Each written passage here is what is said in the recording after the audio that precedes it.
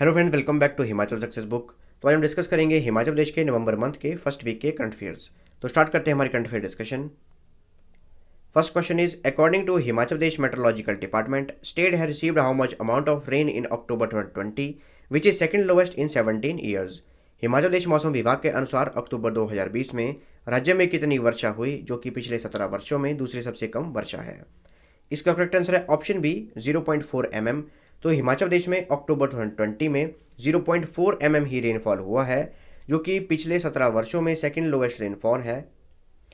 इसके अलावा ये जो रेनफॉल हुआ है इसमें 99% कमी आई है पिछले वर्षों के कंपैरिजन में अगर देखा जाए, और सबसे कम रेनफॉल हुआ था अक्टूबर 2017 में 0.3 mm रेनफॉल ही हुआ था।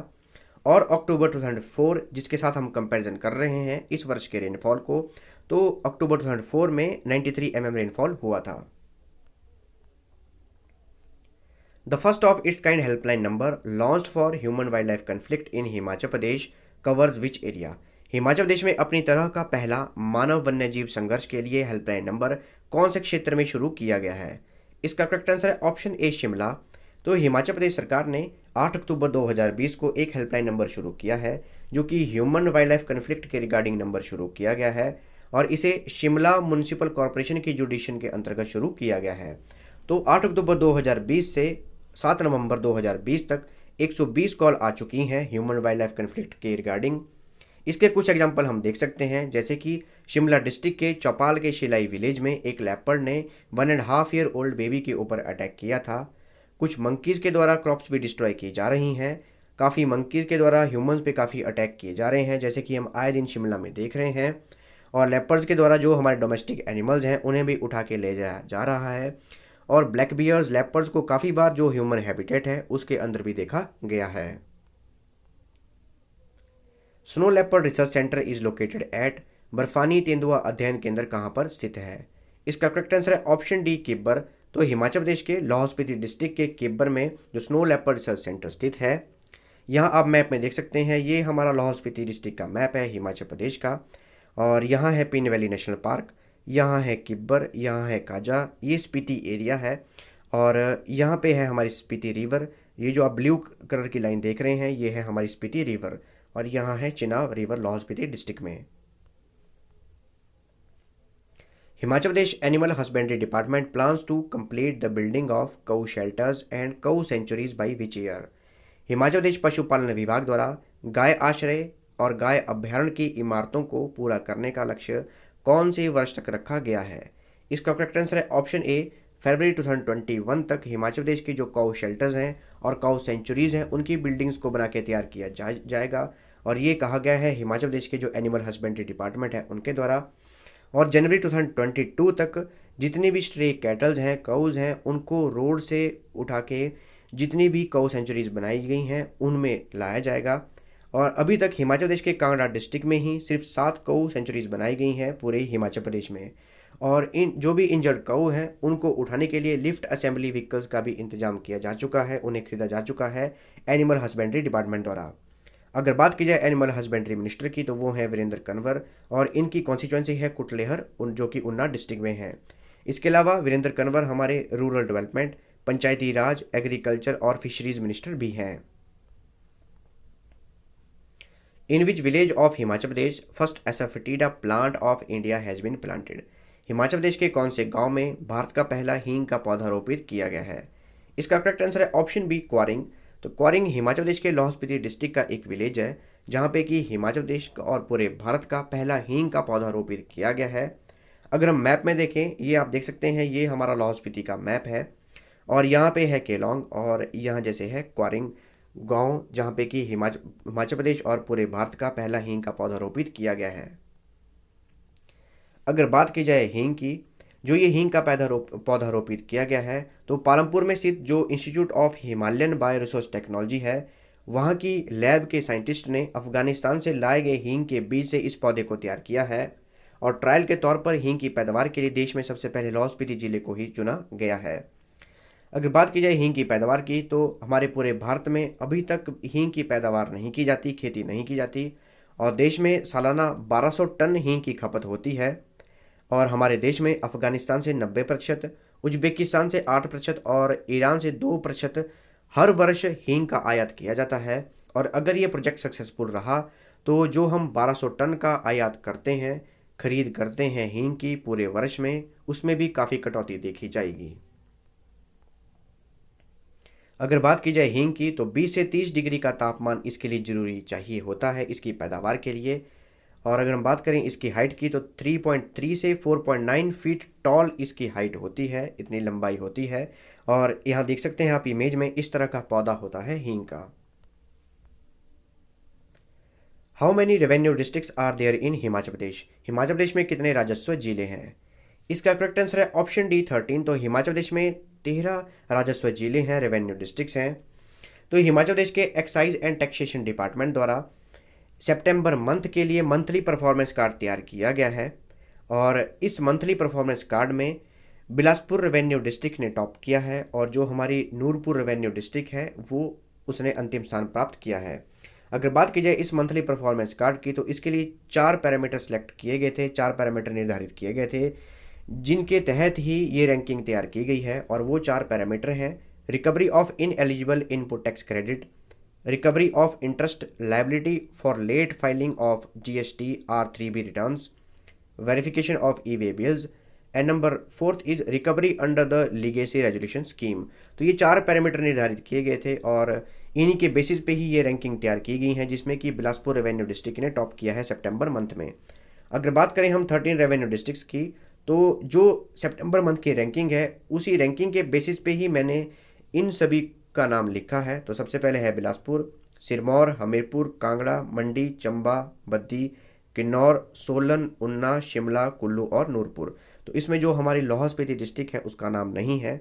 इसके अलावा बद्दी और नूरपुर ये 2 हमारी रेवेन्यू डिस्ट्रिक्ट्स हैं। तो ये काफ़ी इंपॉर्टेंट है और ये ध्यान रखिए और इन्हें एक बार आप रीड भी कर लीजिएगा पीडीएफ से। For how many districts People's Biodiversity Registers will be prepared by the College of Horticulture and Forestry नेरी हमीरपुर। उद्यानिकी और वानिकी महाविद्यालय नेरी हमीरपुर द्वारा कितने जिलों के लिए पीपल्स बायोडाइवर्सिटी रजिस्टर तैयार किया जाएगा? इसका करेक्ट आंसर है ऑप्शन बी 4। तो 4 जिलों के लिए पीपल्स बायोडाइवर्सिटी रजिस्टर तैयार किया जाएगा, जो हमारा इंस्टीट्यूट है the college of horticulture forestry Neri Hamirpur द्वारा। और ये 4 डिस्ट्रिक्ट्स हैं हमीरपुर, उन्ना, बिलासपुर और चंबा। और इसके लिए फंडिंग की जाएगी एचपी स्टेट बायोडाइवर्सिटी बोर्ड द्वारा। और इस प्रोजेक्ट में लगभग 27.50 लाख रुपए की लागत आएगी। और इस प्रोजेक्ट के अंतर्गत जो भी इन 4 डिस्ट्रिक्ट्स की लोकल कम्युनिटीज़ हैं उनके द्वारा जो हमारे बायोडाइवर्सिटी कंपोनेंट हैं जैसे कि प्लांट, एनिमल, माइक्रोब्स, इंसेक्ट, उनके पॉसिबल यूज़ की जो भी इंफॉर्मेशन है उसे कलेक्ट किया जाएगा, उसकी मैपिंग की जाएगी। अगर हम बात की करें कि जो इस प्रोजेक्ट की फंडिंग कर रहे हैं Himachal Pradesh state biodiversity board, तो इसकी स्थापना की गई थी 14 फरवरी 2005 को। यहाँ मैं लिखना भूल गया, 14 फरवरी 2005 को इसकी स्थापना की गई थी। और बायोलॉजिकल डाइवर्सिटी एक्ट 2002 के सेक्शन 22 के अंतर्गत इसकी स्थापना की गई थी। अगर हम बात करें इसके फंक्शन की तो जो हमारी ministry of environment, forest and climate change है गवर्नमेंट ऑफ इंडिया की, उनके द्वारा जो भी गाइडलाइन जारी की जाती हैं उन्हें हिमाचल प्रदेश सरकार को बताना, हिमाचल प्रदेश सरकार को एडवाइस करना।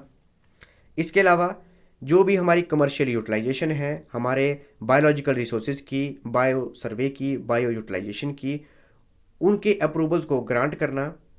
और जो भी बायोलॉजिकल डाइवर्सिटी एक्ट 2002 में जो भी वेरियस फंक्शन बताए गए हैं उन सभी को परफॉर्म करना, ये कार्य है Himachal Pradesh state biodiversity board का। Where in Himachal Pradesh the 210 megawatt Luhri hydro power project will be constructed on Sutlej River? 210 megawatt की क्षमता वाला लुहड़ी जल विद्युत परियोजना सतलुज नदी पर किस स्थान पर बनाई जाएगी? इसका करेक्ट आंसर है option C, Kullu Shimla border. तो कुल्लू शिमला बॉर्डर पर लुहरी नामक जगह पे 210 मेगावाट की क्षमता वाला ये प्रोजेक्ट बनाया जाएगा। यहाँ आप इमेज में देख सकते हैं ये प्रोटोटाइप मॉडल तैयार किया गया है इस प्रोजेक्ट का। अगर हम मैप में देखें तो ये हमारी सतलुज रिवर है और इस तरफ है कुल्लू डिस्ट्रिक्ट, यहाँ पे है हमारा शिमला डिस्ट्रिक्ट। जैसे कि देख सकते हैं यहाँ है कुमारसेन, कोटगढ़ और यहाँ पे है दलाश कुल्लू डिस्ट्रिक्ट में। और यहाँ पे है लुहरी और यहाँ पे ही ये प्रोजेक्ट बनाया जाएगा सतलुज रिवर पर। अगर बात करें हम इस प्रोजेक्ट की, तो जो हमारी cabinet committee on economic affairs है उनके द्वारा इस प्रोजेक्ट को अप्रूवल दे दिया गया है और वर्ल्ड बैंक द्वारा इसको फंडिंग की जा रही है और इसके लिए जो लागत है वो लगभग 1810.56 करोड़ की लागत आएगी इस प्रोजेक्ट के लिए। 210 मेगावाट का ये प्रोजेक्ट है जिसे कि सतलुज रिवर पर बनाया जा रहा है और पूरे वर्ष में 758.20 मिलियन यूनिट इलेक्ट्रिसिटी इस प्रोजेक्ट के अंतर्गत प्रोड्यूस की जाएगी और इस प्रोजेक्ट को इम्प्लीमेंट किया जाएगा सतलुज जल विद्युत निगम लिमिटेड द्वारा और इसे बूम मॉडल के अंतर्गत इम्प्लीमेंट किया जाएगा। बूम की फुल फॉर्म है build own operate and maintain. तो जो सतलुज जल विद्युत निगम लिमिटेड है उनके द्वारा ही इसे बिल्ड किया जाएगा, ओन किया जाएगा, ऑपरेट किया जाएगा और मेंटेन किया जाएगा। इसके अलावा एक काफ़ी इंपॉर्टेंट पॉइंट है जो कि हमें काफ़ी ध्यान में रखना है कि इस प्रोजेक्ट के बनने के बाद लगभग 6.1 लाख टन कार्बन डाइऑक्साइड है वो एनुअली रिड्यूस हो जाएगी और इस प्रोजेक्ट में लगभग 2000 लोगों को रोजगार दिया जाएगा और अगले 40 वर्षों तक हिमाचल प्रदेश को 1140 करोड़ की बिजली मुफ्त दी जाएगी, फ्री दी जाएगी और जो भी परिवार इस प्रोजेक्ट से अफेक्टेड होंगे, प्रभावित होंगे, उन्हें अगले 10 वर्षों तक 100 यूनिट बिजली फ्री दी जाएगी। According to annual status of education report rural 2020, which schools are preferred by rural population of Himachal Pradesh? वार्षिक शिक्षा स्थिति विवरण ग्रामीण 2020 के अनुसार हिमाचल प्रदेश के ग्रामीण लोगों द्वारा कौन से विद्यालयों को पसंद किया जा रहा है और कौन से विद्यालय पसंद करते हैं? इसका करेक्ट आंसर है ऑप्शन सी, प्राइवेट स्कूल। तो जो हमारी रूरल पॉपुलेशन के लोग हैं, ग्रामीण लोग हैं, वो अब प्राइवेट स्कूल्स को काफ़ी प्रेफरेंस दे रहे हैं, ये इस रिपोर्ट में आया है। अगर हम बात करें इस रिपोर्ट की तो वर्ष 2018 में गवर्नमेंट स्कूल में 64.9% गर्ल्स ही स्टडी करती थी और प्राइवेट स्कूल में 35.1% गर्ल्स ही स्टडी करती थी। लेकिन अगर हम 2020 की बात करें तो गवर्नमेंट स्कूल में जो गर्ल्स की परसेंटेज है वो कम हो गई, 62.9% ही रह गई और प्राइवेट स्कूल है वहाँ पे गर्ल्स की परसेंटेज इंक्रीज हो गई है 37.1%। अगर बात की जाए बॉयज़ की तो 2018 में गवर्नमेंट स्कूल में 58.8% बॉयज़ पढ़ते थे और प्राइवेट स्कूल में 41.3% बॉयज़ पढ़ते थे। लेकिन वर्ष 2020 में गवर्नमेंट स्कूल में जो बॉयज़ की परसेंटेज है वो भी डिक्रीज़ हुई 52.3% और प्राइवेट स्कूल में जो बॉयज़ की परसेंटेज है वो इंक्रीज़ हुई 47.7%। इसके अलावा इस रिपोर्ट में असेस टू ऑनलाइन एजुकेशन के बारे में बताया गया है।